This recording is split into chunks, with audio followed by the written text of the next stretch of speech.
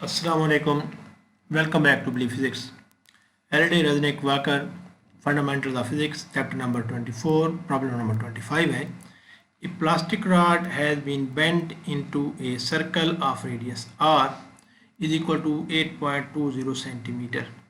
It has a charge q1 is equal to plus 4.20 pico coulomb. q1 जो है ये यहाँ से लेके यहाँ तक ये q1 है यहाँ तक इस पे और इसकी वैल्यू कितनी है 4.20 pico coulomb. Uniformly distributed along 1/4 of its circumference and the charge q2 is equal to minus 6 q1. और यहाँ से लेकर यहाँ तक ये 3/4 जो है ये q2 है फिर इक्वल टू माइनस 6 q1. तो टोटल चार्ज क्या हो जाएगा, दोनों को ऐड कर देंगे. q1 minus 6 q1 आ जाएगा minus 5 q1 is the total charge on this charge this plastic rod. And question is with v is equal to 0 at infinity, what is the electric potential? A part है at center of the rod or circle and point P, which is P is at height d from the center and d is equal to 6.71 centimeter. तो पहले हम part A करते हैं फिर हम part B करेंगे. तो इसमें जो गिवन डाटा है उसमें हम सबसे पहले वो लिख लेते हैं. Q जो है Q is equal to total charge net charge equal to Q1 minus 6 Q1 is equal to minus 5 Q1 है. Q1 की वैल्यू पुट कर दें which is equal to 4.20 pico coulomb. उसको माइनस 5 से मल्टीप्लाई करें आंसर आएगा माइनस 21 और pico की जगह आएगा 10 पावर माइनस 12 कूलम. और डिस्टेंस जो है यहाँ से देखें सारा चार्ज का जो डिस्टेंस है कोई भी पॉइंट ले ले उसका डिस्टेंस रेडियस के बराबर होगा और वो बराबर है 8.20 सेंटीमीटर. ठीक है, इसको हम लिख सकते हैं 8.20 10 पावर माइनस 2 मीटर. तो हमने v निकालनी है एट द सेंटर, इसको ये r भी कह सकते हैं. तो ये बराबर होगा पहले हम इसको अलग भी कर सकते हैं. तो वो अलग भी करेंगे ना, तो पहले हम q1 की वजह से करेंगे फिर q2 की वजह से.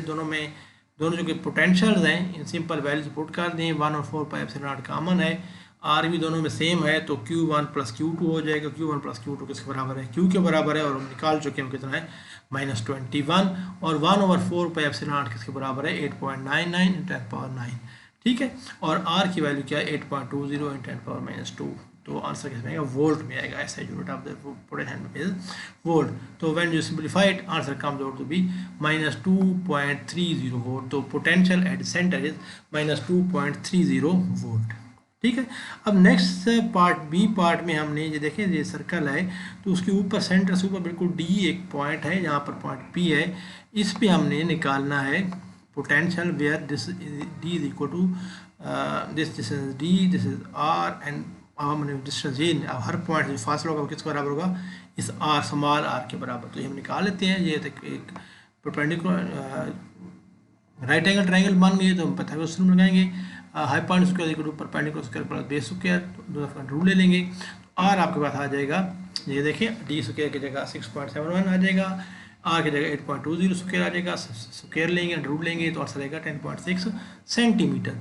ऐसा यूनिट मीटर में होती है तो हम लेंगे 10.6 × 10 पावर माइनस 2 मीटर. तो आर ये आ गया. क्यू अभी वही है पुराने वाला जो हम निकाल चुके हैं माइनस 21 × 10 पावर माइनस 12 कूलम. अब हमें पोटेंशियल निकालना है एट डिस्टेंस आर हमें ये है तो वैल्यूज पुट कर दें 1/4 पे एप्सिलॉन नॉट क्यू और आर. क्यू की जगह माइनस 21 × 10 पावर माइनस 12 आ जाएगा और आर की जगह क्या आ जाएगा 10.6 × 10 पावर माइनस 2. उनको सॉल्व करें तो उसका answer comes out to be minus 1.78 volt. तो जो पॉइंट पी है which is at distance D above the centre is minus 1.78 volt. ये भी नेगेटिव पोटेंशियल ही होगा. So this completes question number problem number 25 also. Hope you understand everything. If you have any query you can ask me in comment section. See you next video very soon. Until then, Allah Hafiz, take care.